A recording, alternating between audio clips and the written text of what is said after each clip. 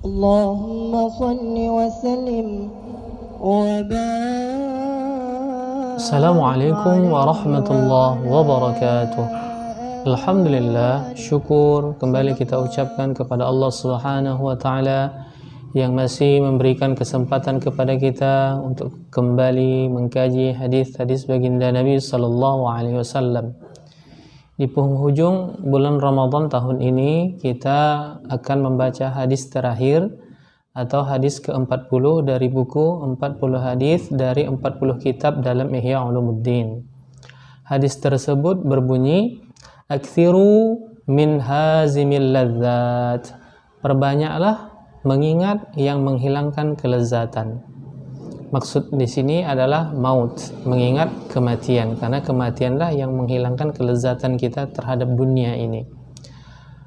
Hujjatul Islam Imam Al-Ghazali memasukkan hadis ini di dalam kitab Mengingat Kematian.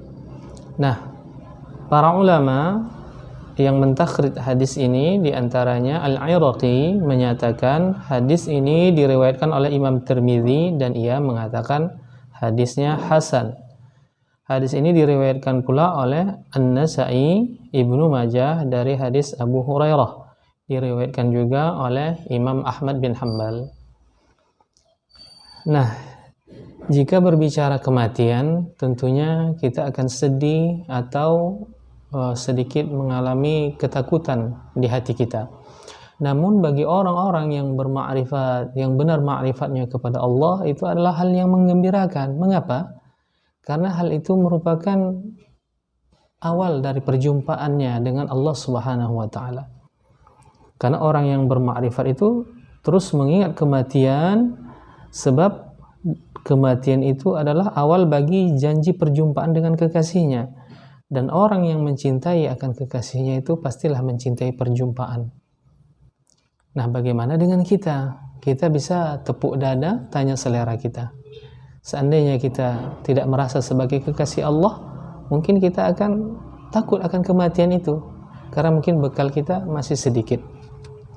Umar bin Abdul Aziz dalam khutbahnya ada menyatakan, sesungguhnya bagi setiap bepergian jauh itu pasti ada bekal, maka berbekallah bagi perjalanan jauhmu dari dunia dengan takwa. Nah, artinya berbekal dengan beramal ibadah. Bencana-bencana kematian itu menurut Hujjatul Islam Imam Al-Ghazali dapat digolongkan secara garis besarnya menjadi 3 hal. Padahal di dalam kitab tersebut sangat luas dijabarkan oleh beliau karena merupakan kitab yang paling tebal di antara kitab-kitab lainnya di dalam Ihya Ulumuddin. Ketiga hal tersebut yaitu yang pertama, kerasnya pencabutan ruh. Nah, ketika kita akan mengalami kematian, maka kita akan merasakan kerasnya pencabutan ruh tersebut.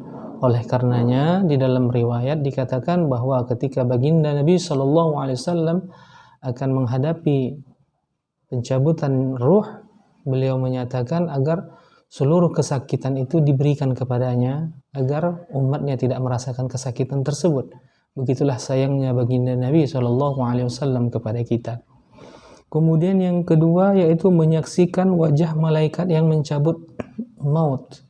Wajah malaikat maut yang mencabut nyawa kita. Seandainya kita baik, maka baiklah wajahnya. Seandainya kita jelek, maka sangat buruk dan busuklah wajah dan baunya.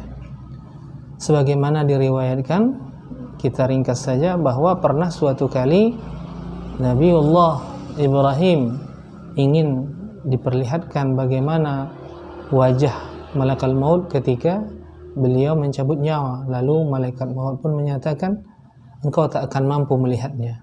Namun didesak oleh Nabi Ibrahim, akhirnya malaikat maut pun menunjukkan wajahnya yang menyeramkan, yang penuh dengan bau yang busuk, hitam legam dan sebagainya. Lalu kemudian Nabiullah Ibrahim pingsan. Luar biasa, Masya Allah. Nabi Ibrahim saja bisa pingsan. Bagaimana dengan kita? Mudah-mudahan kita menghadapi wajah-wajah malakul maut yang berseri dalam mencabut nyawa kita.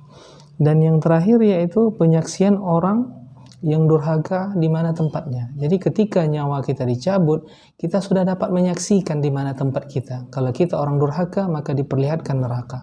Itu merupakan siksaan yang sangat besar sekali. Belum lagi masuk ke dalam nerakanya. Begitu pula seandainya kita merupakan orang-orang yang baik, maka akan diperlihatkan taman daripada taman-taman surga. Sehingga kita di dalam kubur tidur seperti tidurnya pengantin baru, tidak terasa sudah pagi. Begitulah tidurnya kita nanti, tak terasa sudah kiamat.